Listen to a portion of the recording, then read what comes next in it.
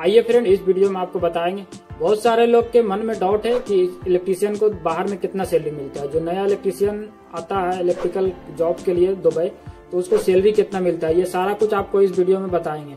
और कितना साल का एक्सपीरियंस होना चाहिए, और कंपनी कितने तरह का, 2 तरीके का कंपनी होता है, एक सप्लाई होता है और एक कंपनी होता है। ये दोनों में क्या फर्क है वो भी आपको बताएंगे। बेसिक सैलरी क्या होता है वो भी आपको बताएंगे। कितने साल का इंडिया का एक्सपीरियंस होना चाहिए वो भी आपको बताएंगे।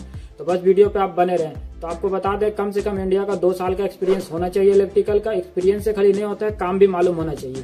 क्योंकि जब आप इंटरव्यू के लिए जाएंगे तो वहां पे आपको काम के बारे में वहां पे आपको पूछेगा। तो अगर आपको काम नहीं मालूम है, 2 साल का एक्सपीरियंस पेपर बनवा लिए तो उससे कुछ नहीं होता है। तो आपको काम भी मालूम होना चाहिए। अगर काम सही से मालूम होगा तो उसके हिसाब से आपका सैलरी लगेगा। तो आपको एक सैलरी बता दें, 1000 से लेकर 1300 दिरहम तक आपको दुबई का सैलरी मिलता है एक इलेक्ट्रीशियन को। किसी किसी कंपनी में 1000 मिलता है, किसी में 1100, 1200, 1300, इससे ज्यादा नहीं मिलता है। शायद किसी में मिल गया 99% आपको इतने ही सैलरी मिलता है।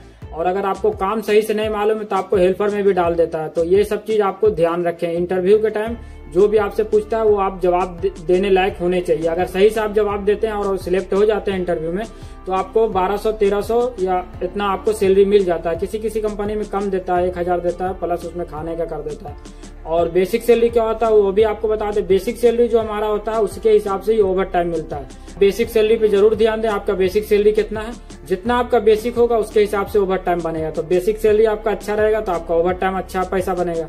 तो इसलिए बेसिक सैलरी मालूम होना चाहिए। कंपनी 2 तरीके का, एक कंपनी होता है, उसका खुद का प्रोजेक्ट होता है, साइड होता है। एक होता है सप्लायर। सप्लायर ये होता है कि वो दूसरे कंपनी में आप जाएंगे तो वहाँ इंटरव्यू आपसे लेगा, लेने के बाद वो अपने साइड पे रखेगा। तो जिस कंपनी सप्लाई का मतलब यही है कि वो खुद का काम नहीं पकड़ता है, वो दूसरे कंपनी को आदमी देता है, वही सप्लाई होता है। 2 कंपनी होता है। तो आप ये चीज ध्यान रखें, सप्लाई में ना आए तो अच्छा है।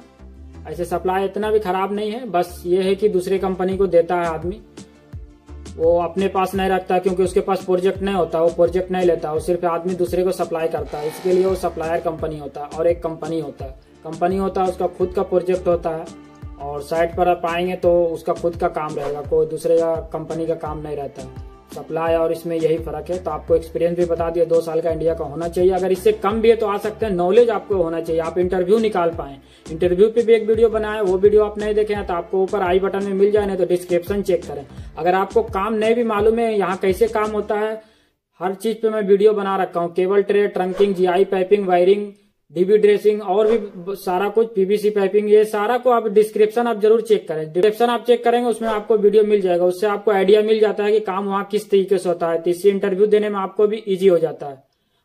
और आपको ये भी बता दें यहाँ कितने घंटा ड्यूटी होता है। यहाँ 10 घंटा, नॉर्मली सब कंपनी में 10 घंटा ड्यूटी चलेगा। तो आपको 2 घंटा जो है वो ओवर टाइम आपको मिलेगा और 8 घंटा जो है वो नॉर्मल ड्यूटी होता है। तो जो आपका सैलरी फिक्स होगा, अगर 1200 रुपया आपका फिक्स हुआ है सैलरी, तो 1200 रुपया आपको 8 घंटे का मिलेगा। और 2 घंटा जो प्लस आप ओवर टाइम करेंगे उसका अलग पैसा मिलेगा। जो बेसिक होगा उसके हिसाब से ही आपको ओवर टाइम जोड़ के देगा।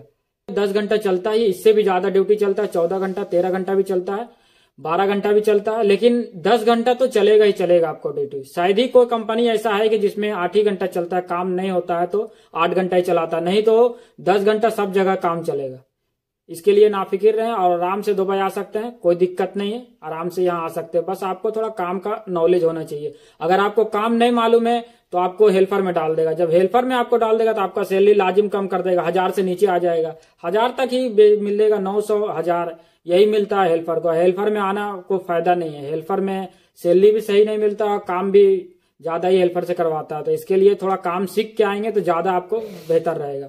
अपने एक्सपीरियंस के हिसाब से आपको बता रहे हैं। 7 साल हमको भी हो गया गल्फ में काम करते करते, तो इसके वजह से हमें नॉलेज है ये सब चीज के बारे में। तो मैं सोचा कि आप लोग को भी बताएं, आप लोग को भी मालूम हो।